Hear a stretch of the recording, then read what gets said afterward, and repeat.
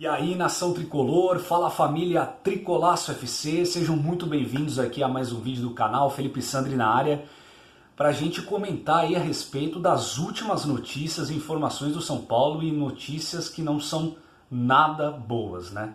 Notícias que não são nada benéficas para a imagem São Paulo Futebol Clube e o torcedor aí que imaginava, né, que nesse momento de férias o São Paulino ia ter mais tranquilidade, ter um pouco de paz, né? Não ia ser tão azucrinado pelos torcedores rivais e por toda a situação que o clube se encontra, e parece que não acaba, né? É uma nuvem negra em cima do São Paulo, é uma coisa impressionante o que acontece com o São Paulo, tanto dentro das quatro linhas quanto fora das quatro linhas, e a gente foi bombardeado essa semana aí por acontecimentos aí escandalosos, polêmicos e muito pesados, né? Não tem como deixar de falar sobre isso, a gente precisa tocar na ferida e talvez esse vídeo fique muito grande aqui, então eu peço para vocês paciência, por favor, e quem não quiser assistir de uma vez só, corte ali, né? E assista em duas partes, mas eu preciso tocar nesse assunto, eu preciso emitir minha opinião e também quero muito saber a sua opinião, a sua visão a respeito desses assuntos, né? Porque é através disso que a gente debate, a gente consegue entender melhor e chegar em conclusões aí de fato mais corretas, né? Digamos assim. Eu já vou tocar no assunto Gian e no assunto Arboleda. Antes, para a gente dar uma amenizada um pouco no vídeo, que vai ser um vídeo um pouco pesado, eu queria tocar no assunto da fase de grupos da Libertadores, do sorteio que teve ontem. Eu ia fazer uma live, acabou não dando certo, não deu tempo. Então eu queria fazer uma pincelada aqui rapidamente sobre isso, né? O São Paulo caiu num grupo extremamente complicado, um grupo dificílimo. Não tem grupo fácil na Libertadores, claro, às vezes dá uma sorte danada, tem uma mamata e tal, mas normalmente são jogos sempre duros, às vezes o time não é o principal adversário, sim a altitude e tudo mais, então não tem jogo fácil na Libertadores, mas o grupo do São Paulo é um dos grupos mais complicados que o São Paulo poderia estar, né? Até nisso a gente acabou não dando sorte ali nesse sorteio. Tomara que essa virada de 2019 deixe um pouco essa questão aí dessa nuvem que está no São Paulo um pouco para fora, porque tá complicado demais, meu Deus do céu. E aí o que aconteceu? São Paulo caiu no grupo simplesmente do River Plate, né, um time argentino que das últimas 5 edições aí da Libertadores foi para 3 finais. Em 2018 foi campeão em cima do seu maior rival. Nesse ano de 2019 despachou o mesmo rival, ou seja, o Boca Juniors, na semifinal, e só não foi campeão por capricho do destino naquele momento ali. O Flamengo conseguiu uma virada antológica no final do jogo, porque faltando 2 minutos o River estava ganhando por 1-0 e ia ser campeão de novo. Então a gente simplesmente pega um time que quase foi de novo campeão da Libertadores, né? Um time que está jogando assim num alto nível absurdo e é claramente o time favorito para conseguir essa primeira colocação tranquilamente no grupo do São Paulo. Claro que tem embates, tem jogos emblemáticos entre São Paulo e River, são duas camisas pesadíssimas do continente, eles também têm muito respeito pelo São Paulo, podem acreditar e confiar que isso existe sim, mas o momento do River é anos-luz à frente do São Paulo e a gente precisa reconhecer as fraquezas também do São Paulo nesse momento em relação ao River. Segundo, a gente vai pegar a LDU de Quito, um time chato. Não é aquela LDU campeã que era um inferno jogar lá em Quito, porque era um time que não deixava você respirar, que abafava você, que realmente massacrava, né? Que apertava a todo momento e não deixava o adversário sequer tentar fazer alguma jogada de perigo ali diante deles. Não é aquela LDU. Mas é sempre complicado jogar naquele estádio deles, a torcida é uma torcida fanática, os torcedores de fato criam uma atmosfera de caldeirão no estádio deles, e tem a questão aí da altitude, né? Se eu não me engano são 2.400 metros, não é aquela coisa absurda, abissal, mas é uma altitude que pode sim prejudicar, e principalmente por conta do preparo físico desses atletas, de acordo com o açougue que é o refis do São Paulo, o DM do São Paulo, a fisioterapia do São Paulo, como a gente está cansado de dizer aqui. Então, se o São Paulo não fizer um planejamento adequado, se o São Paulo não fizer uma preparação física daquelas mais em alto nível, o São Paulo vai sentir demais essa Libertadores e por conta disso também pode se prejudicar demais. E por último tem o Binacional, é um time peruano fundado em 2010, é um time que está estreando na disputa da Libertadores. Eles foram campeões, se não me engano, do torneio Apertura do Peru, e por isso que eles conseguiram vaga direta na fase de grupos da Libertadores. E é um time sem história, sem nenhuma representatividade no continente. Só que eles jogam e mandam o jogo deles numa cidade ali de 3.800 metros. É uma atitude dessas que é desumana e somente no futebol sul-americano, somente a Conmebol, essa instituição que eu não quero nem tocar muito no assunto para não entrar mais em polêmica aqui, mas essa instituição que no mínimo é condenável, né? Somente ela que autoriza jogos nesse tipo de situação, porque é desumano um jogo desse. Então talvez por conta disso o São Paulo tenha muitas dificuldades. São Paulo inicia com esse time, então o primeiro jogo do São Paulo vai ser contra o Binacional lá. E aí depois ele pega LDU aqui no Morumbi e depois pega River Plate aqui no Morumbi. Essa vai ser a primeira perna dos jogos. Então eu entendo que assim, um time que faça 10 pontos mais ou menos, ou seja, 3 vitórias e um empate, praticamente encaminha a sua classificação, pelo menos como segundo colocado. Lembrando que, mais uma vez, esse ano também, na Libertadores, não vai ter mais aquela classificação de primeiro melhor colocado contra o 16º, né?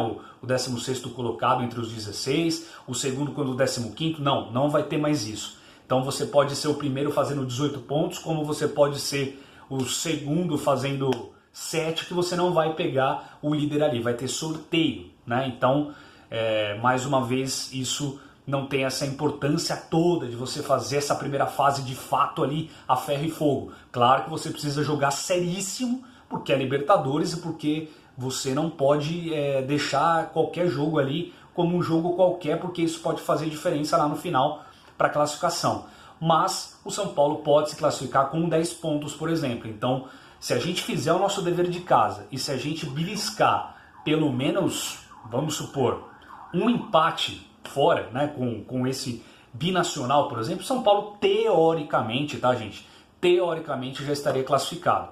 Então, é fazer o dever de casa. O grande fiel da balança vai ser esse Binacional, porque provavelmente vai ser o time que vai, não um saco de pancadas, mas vai ser o time aí que vai, de fato, quem perder pontos para ele pode se complicar na classificação. Entendo que River Plate vai ser o líder da chave e o São Paulo vai brigar por essa segunda colocação com a LDU. Então, a gente iniciando o primeiro jogo, vencendo lá principalmente contra o Binacional, vai ser de extrema importância para o São Paulo. É uma Libertadores muito difícil, vai ser uma Libertadores que o Morumbi vai fazer muita diferença. O apoio da torcida vai ser algo preponderante para a gente conseguir avançar para as oitavas, mas é bom a gente ficar com o pé no chão, porque enquanto tiver o Diniz aí, e infelizmente não tem outro melhor no momento, a gente vai ter que dar tempo para o Diniz. Vamos ver se essas férias e se essa pré-temporada que o São Paulo agora teoricamente vai planejar melhor, se isso vai surtir efeito, porque se não se planejar bem, se começar errado a Libertadores, bau.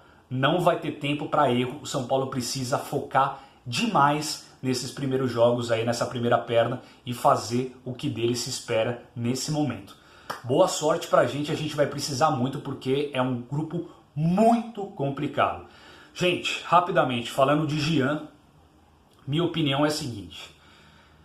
Não tem ainda a certeza, não está carimbado, não está de fato confirmado que ele realmente espancou a mulher dele, como parece que aconteceu.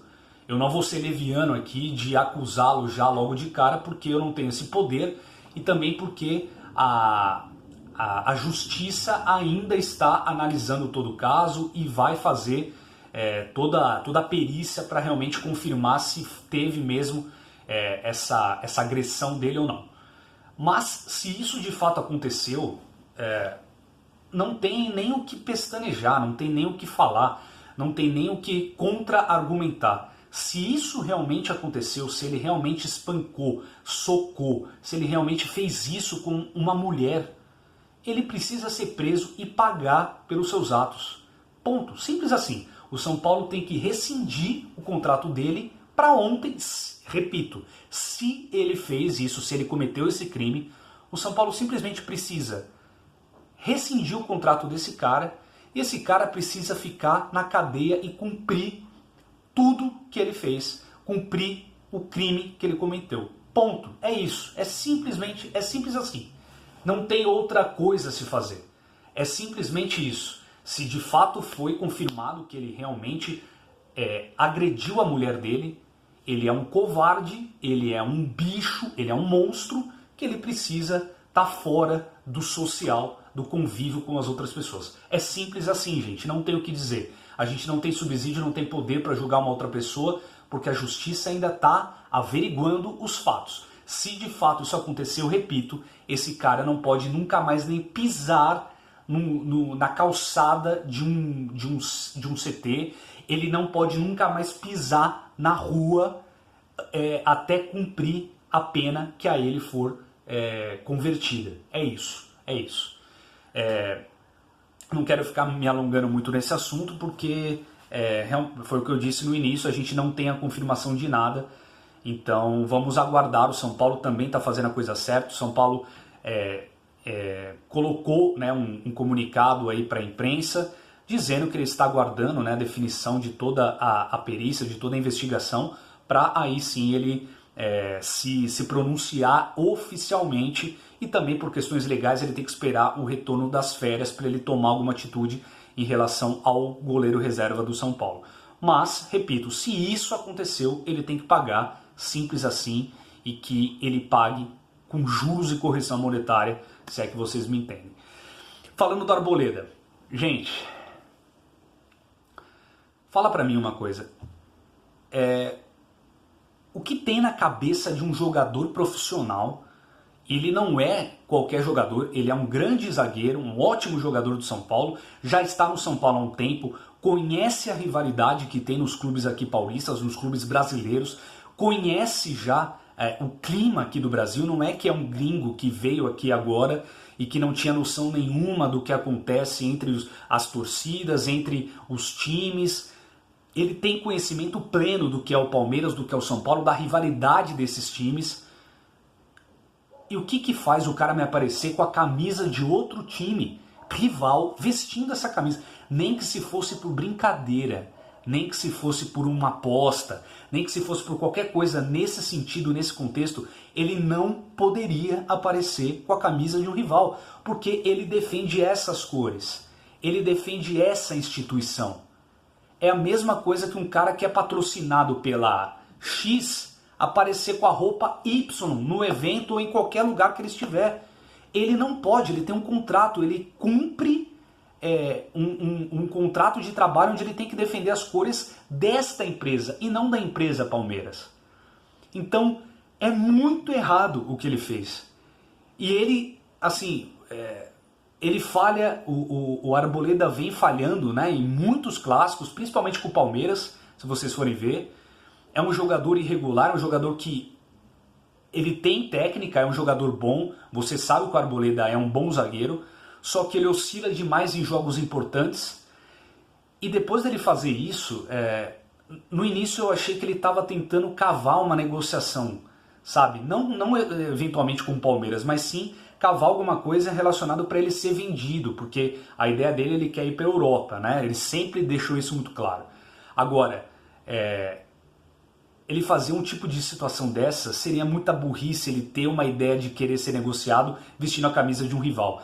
Para mim ele foi extremamente burro, extremamente não cuidadoso com a carreira dele, extremamente assim, ó, ligou foda-se. Como a gente vem sempre criticando aqui no canal, como existe vários outros desse tipo de jogador que não tá nem aí com a instituição São Paulo nesse atual elenco.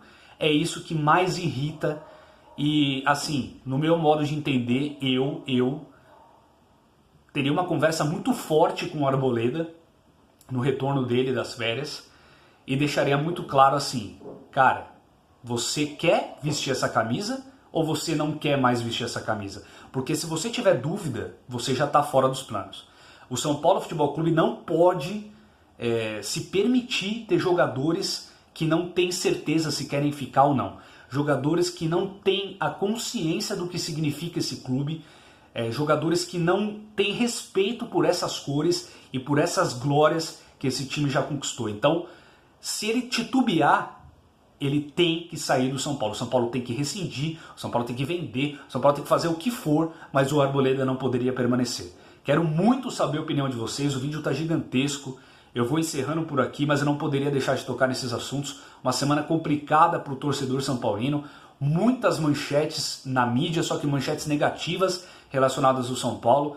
Tomara que esse ano acabe logo, que essa página seja virada, que os ares comecem a melhorar para o São Paulo, porque tá difícil, gente. É uma atrás da outra. Galera, obrigado pela audiência, curta, compartilha, comente e a gente volta aí no próximo vídeo a respeito do mercado da bola, né, de transferências e outras notícias aí de contratações e saídas do nosso Clube da Fé. Grande abraço para todos vocês, fiquem com Deus e vamos São Paulo!